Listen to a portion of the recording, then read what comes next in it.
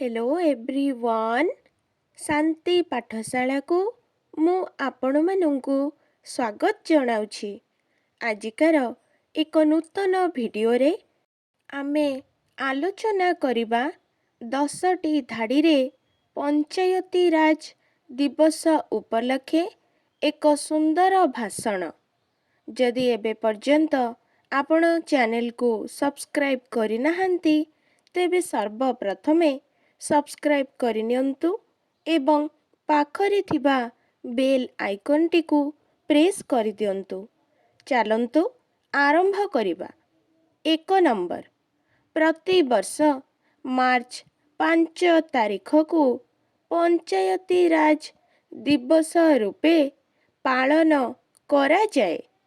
2 number सेही दिनटिरे कलिंगर बरपुत्र बिजू पट्टनायक जन्म जयंती मध्य पालित होइथाए। 3 number 1916 मसीहा मार्च 5 तारीख रे पिता लक्ष्मी नारायण पट्टनायक ओ माता आशालता देवींक औरसरू बिजू बाबू जन्मग्रहण करिथिले। 4 नंबर 1936 मसीहारे इंडियन नेशनल एयरलाइंस रे पायलट रूपे से जोगो देइथिले। 5 नंबर बिजू बाबू इंडोनेशियार राष्ट्रपति सुकर्णो उपराष्ट्रपति मोहम्मद हट्टा ओ प्रधानमंत्री हरिहरंकु डच कबलरू मुक्त करी डाकोटा विमान रे दिल्ली नेई आसीथिले।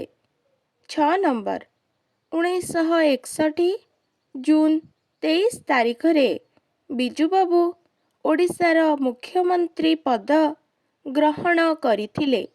7 नंबर 1990 मार्च 5 तारीख रे से द्वितीय थर पाई ओडिशार मुख्यमंत्री रूपे शपथ नेइथिले।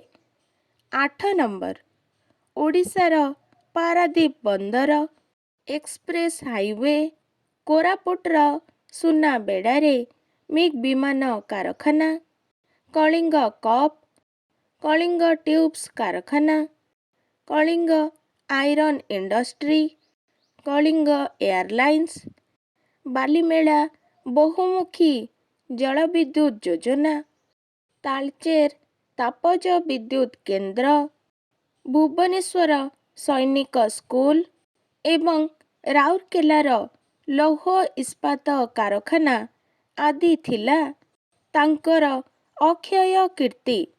9 नंबर 1997 मसीहा एप्रिल 17 तारीख रे बिजू बाबू मृत्युवरण करिथिले।